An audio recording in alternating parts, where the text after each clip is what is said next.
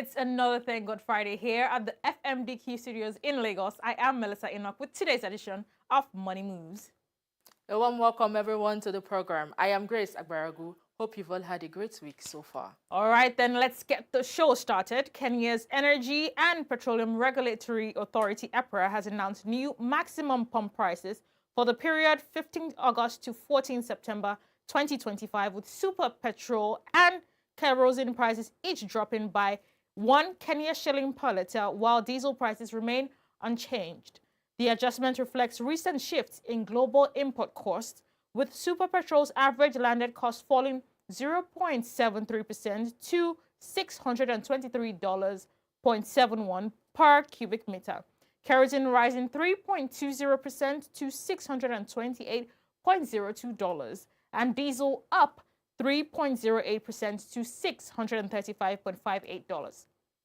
EPRA noted that the prices include 16% VAT in line with the Finance Act 2023 and the revised excise duty rates. The regulator attributed the changes to fluctuations in international petroleum product prices and confirmed the adjustments aim to balance consumer relief with global market realities. In corporate news, Access Holdings PLC says it is committing up to $100 million to Zambia's energy and agriculture sectors following a courtesy visit to President Hakainde Hichilema at the State House in Lusaka. Chairman Igwoje Imokwede lauded the government's bold economic reforms, particularly in the power sector, noting they have unlocked fresh opportunities for strategic investment. President Hichilema, who flagged the country's shortfall in generation and transmission capacity, urged increased financing to back open access reforms and accelerate growth in key areas such as agriculture and digital transformation. Access Bank Zambia CEO Lishala Situmbeko disclosed the lender is already working with IDC subsidiaries and considering a 450 million kwacha injection into critical infrastructure projects. Still on energy news, the Organization of the Petroleum Exporting Countries, OPEC, has signed on as an official partner for the African Energy Week 2025, scheduled for September 29 to October 3rd in Cape Town. The move strengthens Africa's position as both a key energy supplier and strategic player in global decision-making, with a focus on oil, gas, development, and energy access. OPEC's involvement brings together major African producers, including Nigeria, Algeria, Libya, Gabon, and Equatorial Guinea, alongside emerging players like Senegal and Namibia, plus OPEC Plus members such as South Sudan. The partnership is expected to boost upstream policy coordination, mobilize investment, and deepen regional integration, while also reflecting growing Gulf African energy ties. In agro-allied sector news, Rabat, Morocco has dramatically revived its potato exports during the ongoing 2024-2025 season after 5 years of steady decline, according to East Fruit, an agriculture-focused news website. The North African country shipped 42,900 tons of consumer potatoes worth $14.9 million between July 2024 and May 2025. This volume marks a 5.7-fold increase compared to the previous season and represents 1.5 times more than the 2022 to 2023 campaign. Its Fruits report attributed this recovery to renewed trade with the West African countries and sustained European demand. Finally, on today's news now, we move to Mozambique, where the General Stake Shareholders Meeting of Africa 50 was held on Wednesday in the country's capital, Maputo. Speaking during the meeting was the president of the African Development Bank, the chairman of Africa 50's board, Dr. Akinwumi Adesina, who revealed that the total value of Africa 50's portfolio companies has surpassed $8 billion, underscoring the platform's pivotal role in addressing Africa's $170 billion annual infrastructure financing gap. Let's now listen to excerpts from President Adesina's address. The African Development Bank has been a strong supporter of Mozambique. And Mr. President, in the last 10 years under my presidency, from 2015 to 2025, we provided a total of $1.6 billion to Mozambique. And to put that in perspective, just to tell you, that means 41% of the total financing of the bank to Mozambique in the last 48 years was done just in the last 10 years. The African Development Bank was the lead financier of Mozambique's $20 billion liquefied natural gas project, for which the bank invested $400 million as senior debt financing. I also wish to thank you, Mr. President, for your visiting the LNG project in Cabo Delgado in February. Your leadership there that you showed brought a lot of reassurance to the investors.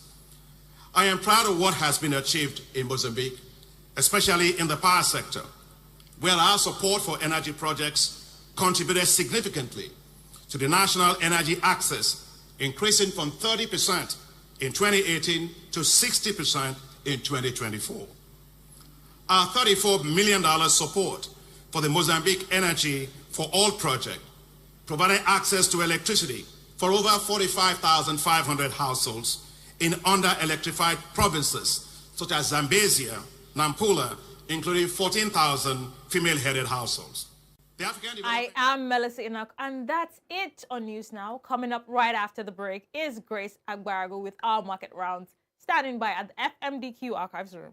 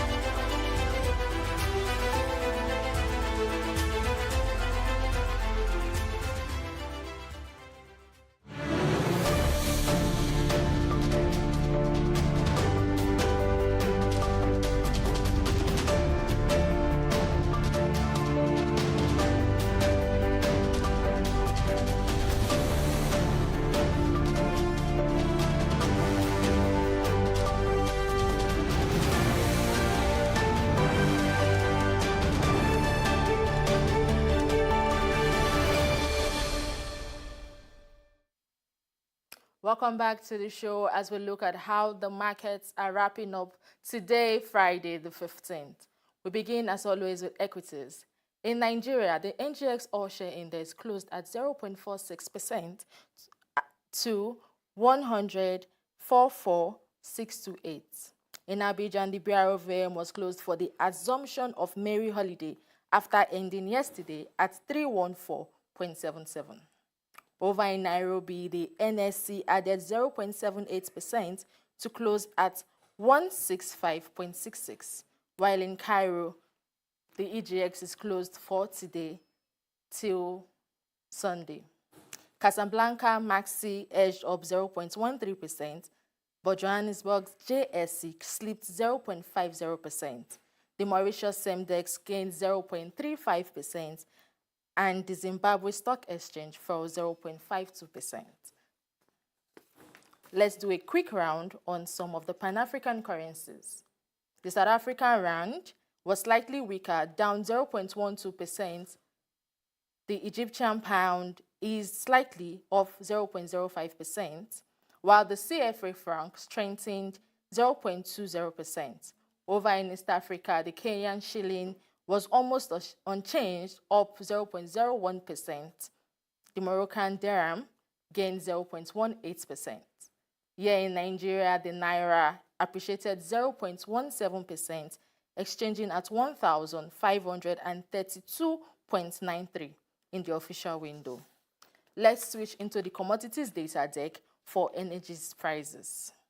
Brent crude slipped 0.69%, while the US WTI fell 0.88% to $63.40. Natural gas bucked the trend, gaining 2.08% to $2.89, while the ROBOB gasoline declined 0.79% to 2.09 per gallon.